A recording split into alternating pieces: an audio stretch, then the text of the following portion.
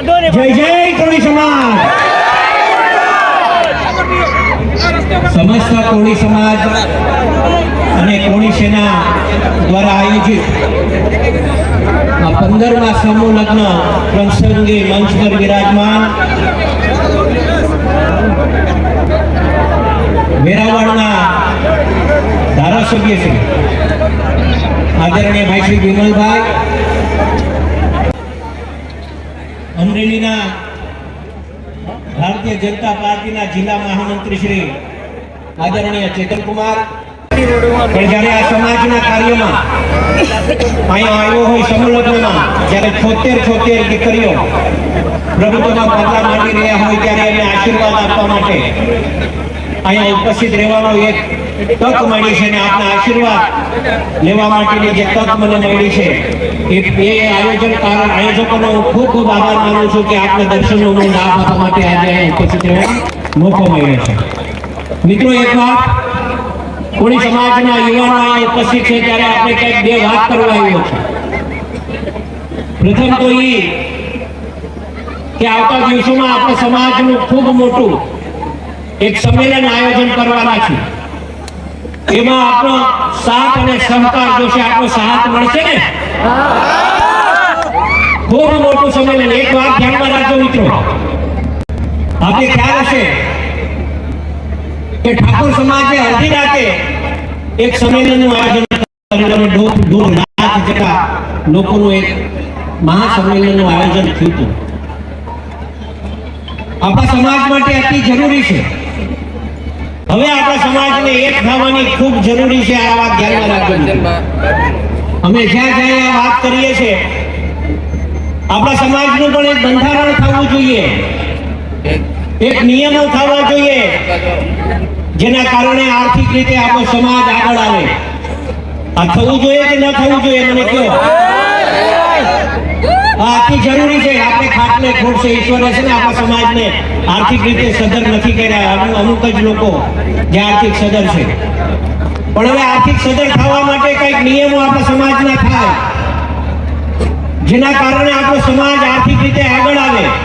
તો એના માટે સૌથી પહેલા આપણે જે કુરિવાજો છે એ કુરિવાજોને આપણે એમાંથી શ્રદ્ધાંજલિ આપવી પડશે, કેમ કે આપણા સમાજમાં કુરિવાજોના કારણે આપણો સમાજ પાછળ ઢીલાતો જાય। મિત્રો, દુઃખ સાથે કહેવું પડે છે કે આપણા કરતે તો આપણા પાછળના જે સમાજ છે ને આપણા કરતા બહુ એક સંગઠન છે અને આર્થિક રીતે ખૂબ આગળ છે। આપણો સમાજ આર્થિક રીતે આગળ નથી।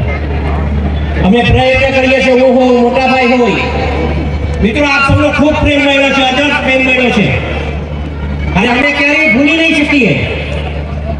અમને અહીંયા મંચ પર વિરાજમાન બેઠાયા હોય તો એ આપણા થકી બેઠા છે, કાંઈ અમે શરમ નથી કરતા કે સૌથી મોટો ફાળો હોય તો કોળી સમાજનો ક્યાંય શરમ નથી કરતા અમે। અને ભગવાન ન કરે ક્યારેક એવા બનાવો બને છે ત્યારે પ્રયત્ન કરીએ છીએ કે તમારા પડખે ઉભા રહીને તમારા દુઃખમાં ભાગીદાર બનવા માટેના એમાં પ્રયત્ન કરીને તમારા પડખે ઉભા રહીને પ્રયત્ન કરીએ છીએ। મિત્રો, આપણા સમાજ માટે અતિ જરૂરી બની ગયું છે। હમણાં અમે બગોદરા એક મીટિંગ કરી હતી અને પ્રયત્ન કર્યા છે કે દરેક આગેવાનો એક મંચ પર બેઠે, દરેક પક્ષના લોકો એક મંચ પર બેઠે, એવા પ્રયત્નો અમે કર્યા હતા। ભલે પહેલી મીટિંગ થઈ, નો આવ્યા અમે બીજી કરશું, નો આવે તો ત્રીજી કરશું, નો આવે તો ચોથી કરશું, પણ એક મંચ પર બધાને ભેગા કરવાના પ્રયત્ન અમે કરવાના છે। હવે આપણો સમય આવ્યો છે અને આ જ્યારે સમય આવ્યો હોય, જ્યારે તક મળી હોય તો એ સમયને પકડી લઈને એ જ હારા વ્યક્તિઓ કહેવાય, એ હારો સમાજ કહેવાય। આજે પ્રભુત્વમાં પગલા માંડી રહ્યા છે 76 દીકરીઓ। મિત્રો, આ વસ્તુ જ નથી થઈ જાય। આના માટે આર્થિક દાન આપવું પડે, આના માટે સમય દાન આપવું પડે। હોનાના તારે બાંધીને નો આવે ને, હોનાના તાણે અહીંયા બેઠાડીને આવ્યા છે। આ યુવાનો જે આયોજકો જે કામ કરી રહ્યા છે ને, જોરદાર તાળીઓ તો આયોજકોને બિરદાવવા માટે।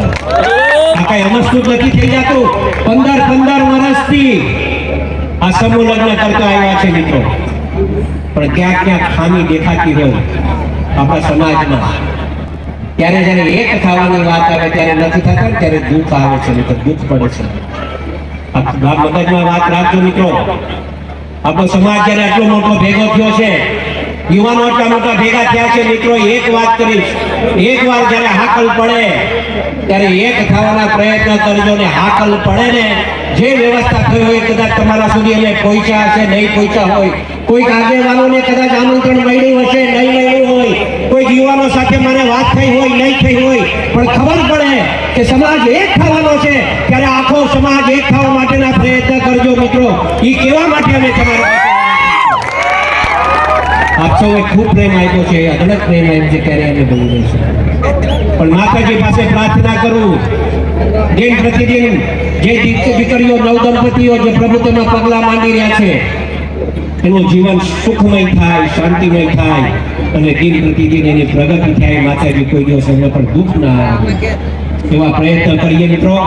આપે ખૂબ પ્રેમ આપ્યો છે, બસ આ જ રીતે પ્રેમ આપતા રહેજો ને આવતા દિવસોમાં બીજી જે કાંઈ સેવા હોય તો અવશ્ય યાદ કરજો. આટલું કહીને વિનું છું. જય જય કોળી સમાજ.